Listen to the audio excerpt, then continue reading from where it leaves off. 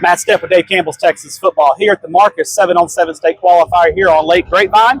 Here with the new head coach of the McKinney Boyd Broncos, Coach Stu Johnson. Coach, appreciate you taking a few minutes to chat with us. Hey, appreciate you being here and everything that you do for high school football here in Texas. All right, we got the lawnmower back there. We're on real grass. I know we don't get to play on real grass that much, but it is about 20 degrees cooler, so we'll take it. Now, pretty Coach, nice. You guys, we were watching you guys in your first game, and played a really good Coppell team, played competitive, come up a little bit short, but we were talking off camera, and you guys are kind of learning. Your kids are learning a new system. You're adapting to new schemes, and you see sometimes where maybe it's not muscle memory, they're thinking too much.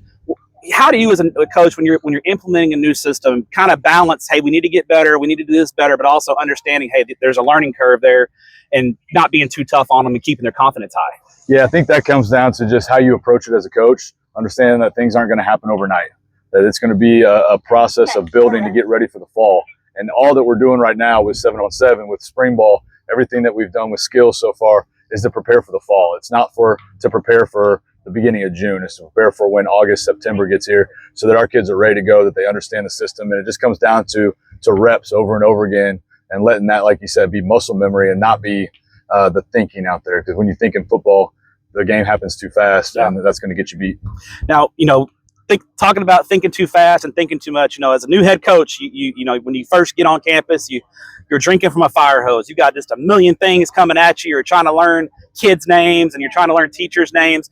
Do you feel like now that we're in June, we're in that off season, that summer strength and conditioning mode, have things settled down for you? Have you been able to get into a routine, or is that not? Do you think that's not going to happen until football season? I think we're getting there. We've got a lot of new coaches on staff, and none of them were on campus. So not having our coaches there on campus, they were having to go back to the campus that they were working at before, was making things a little bit difficult as far as truly getting the culture going the direction we wanted. But I feel like our staff is elite. I feel like I've been blessed to be able to get some of the best coaches in DFW to come to McKinney Boyd.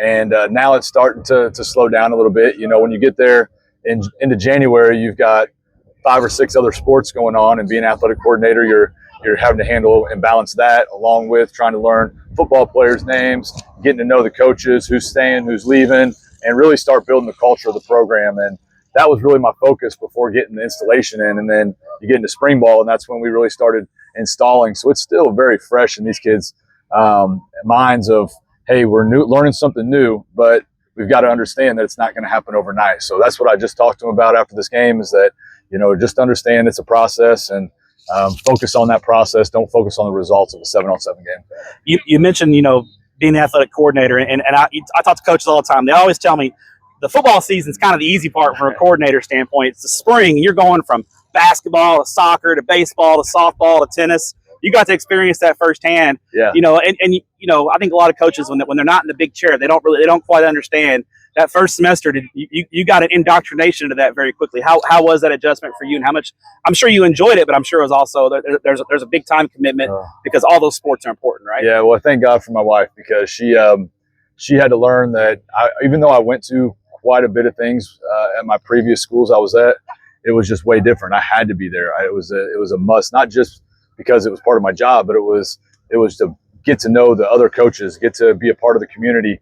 And building that culture, athletic culture, right? Yeah, just a full athletic culture, which we're making a lot of big changes just to the full athletic culture at McKinney Boyd. And it was tough. It was tough on my family a little bit, just that change up.